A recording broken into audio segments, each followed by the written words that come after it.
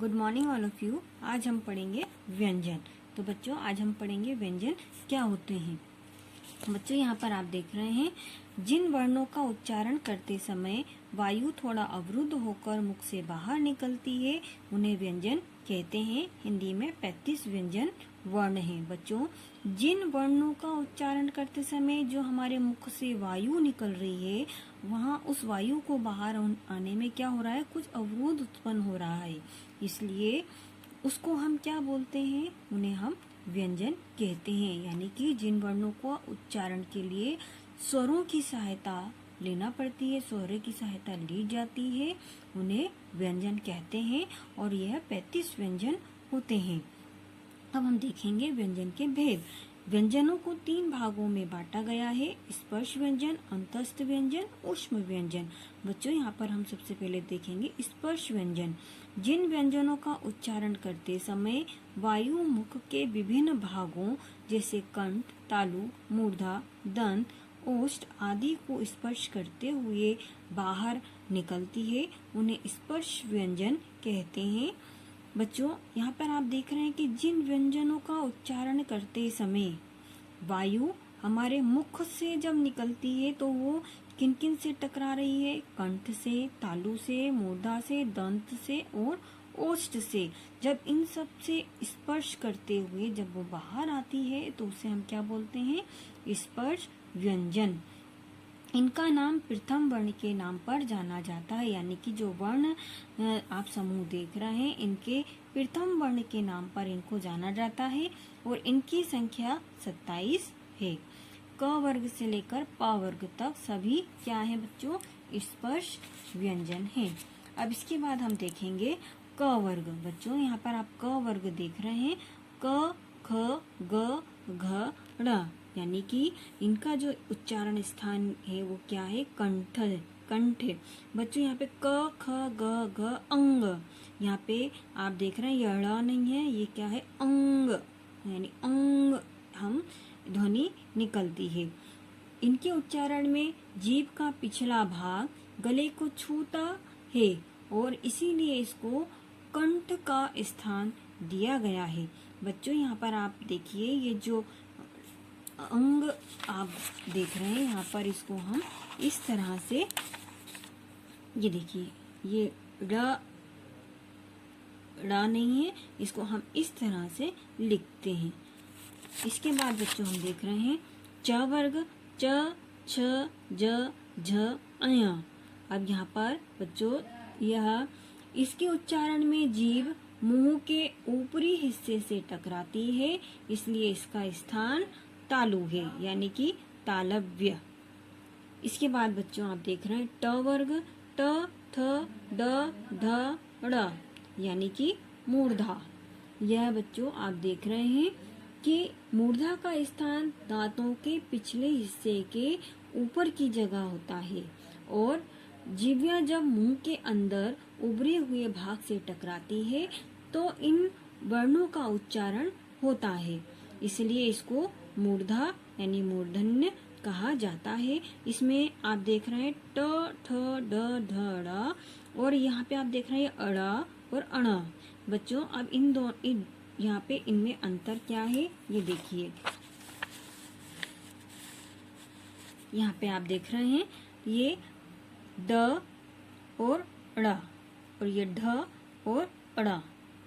बच्चों जब हम ड से आप देखिए क्या बनता है, डांटना। और बच्चों और ये ड़ कब लगता है, जैसे कि लड़का।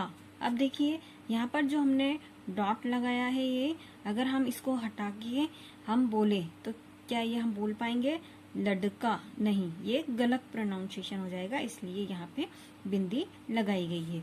इसीलिए आप देख रहे हैं ढ और अड़। ये देखिए ढ से हम लिखते हैं ढक्कन और जब हम इसका प्रयोग करते हैं तो हम लिखते हैं बूढ़ा। देखिए यहाँ पर जब हमने ये डॉट लगाया तो इसका आप प्रोनाउंसिएशन जब देखेंगे तो आप समझेंगे कि इन दोनों में क्या अंतर है। इसी तरह बच्चों आप देख रहे हैं यहाँ पर त वर्ग, त, थ, द, ध, ना यानी दंत, इसको दंत से यह होते हुए बाहर आता है। जब हमारी जिह्वा दांतों से टकराती है और जो वर्णों का आगमन होता है तो उन वर्णों के उच्चारण स्थान को दंत कहते हैं। तो बच्चों आपने देखा कि दांतों की सहायता से यह वर्णों की उत्पत्ति होती है।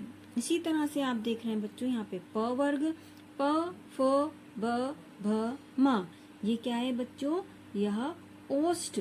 आप देखिए जब आपके जो व्यंजनों का उच्चारण आप करते हैं तो ऊपर नीचे के होंठ क्या होते हैं, आपस में टकराते हैं, तो इनका जो उच्चारण स्थान है इसे ओष्ठ कहा जाता है। इसी तरह बच्चों अब देखिए हमने स्पर्श व्यंजन पढ़ा, अब हम पढ़ते हैं अंतस्थ व्यंजन। अंतस्थ व्यंजन क्या होते हैं? जिन व्यंजनों का उच्चारण करते समय जिह्वा पूरी तरह मुख के किसी भाग को नहीं छूती वे अंतस्थ व्यंजन कहलाते हैं। इनका उच्चारण स्वर और व्यंजनों के मध्य होता है। इनकी संख्या 4 है। कौन कौन सी है? य, र, ल, व। तो बच्चों जिन व्यंजनों का उच्चारण करते समय जब आपकी जो जिह्वा है वह पूरी तरह से मुख से मतलब पूरी तरह से मुख के किसी भाग को नहीं छूती है वे क्या होते हैं? अंतस्थ व्यंजन, यानी कि स्वर और व्यंजनों के इसका उच्चारण जो है स्वर और व्यंजनों के मध्य होता है। यानी कि आपकी जिह्वा हल्की सी आप देखिए टकराती है, पूरी तरह तो नहीं टकराती है लेकिन हल्की सी जरूर टकराती है। आप बोलिए य, र, ल, व, तो आप देखिए आपकी जिह्वा हल्की सी ऊपर उठती है। इसी तरह अब हम देखेंगे ऊष्म व्यंजन। जिन व्यंजनों के उच्चारण करते समय श्वास वायु गर्म महसूस होती है वे ऊष्म व्यंजन कहलाते हैं। इन ऊष्म व्यंजनों की संख्या 4 है। श, स, स, ह। तो बच्चों ऊष्म व्यंजन यानी कि जहाँ जब आप इन वर्ण को जब बाहर निकालते हैं तो आपकी श्वास वायु देखिए आपको कुछ गर्म महसूस होती है, इसलिए इसको ऊष्म व्यंजन कहते हैं। और आप बोल के देखेंगे श शक्कर का, फिर श षटकोण का, यानी श आप देखिए किस तरह से एक हवा कुछ आपको महसूस होती होगी कि बाहर आ रही है। और स सरोत आप बोलते हैं इसको स समोसे का, या फिर आप इस तरह से इस प्रयोग करते हैं। इसी तरह से आप ह बोलते हैं, तो जब आप ह बोलते हैं तो देखिए कैसे आपके मुख से कुछ हवा जो है बाहर आती है, इसलिए इसको ऊष्म व्यंजन कहते हैं। तो बच्चों आपने आज देखा कि हमने व्यंजनों का अध्ययन किया, यानी व्यंजन क्या होते हैं। हमारी जो मुख से निकलने वाली वायु जब अवरुद्ध होती है, यानी कि उसमें कुछ ना कुछ अवरोध उत्पन्न होता है, इसलिए उसे हम व्यंजन कहते हैं। यह 35 व्यंजन है। इसमें हमने 3 भेद पढ़े इनके, स्पर्श, अंतस्थ और ऊष्म। स्पर्श व्यंजन में आपने देखा कि जो व्यंजन आप निकालते हैं अपने उच्चारण करते समय, वहाँ क्या होता है, आपकी जो वायु है मुख के कंठ तालु मूर्धा दंत ओष्ठ से स्पर्श करते हुए बाहर आती है, इसलिए उन्हें हम स्पर्श व्यंजन कहते हैं। स्पर्श व्यंजन आप देख रहे हैं ये 27 हैं।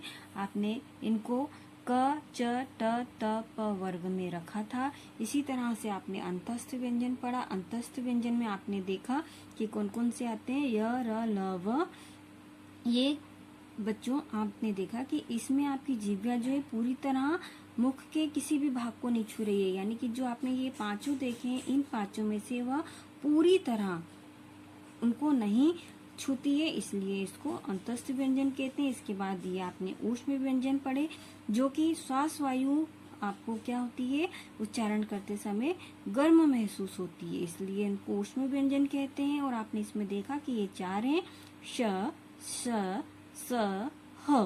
तो बच्चों आपको ये आज व्यंजन समझ में आया होगा। इसके आगे हम अगले अध्याय में पढ़ेंगे।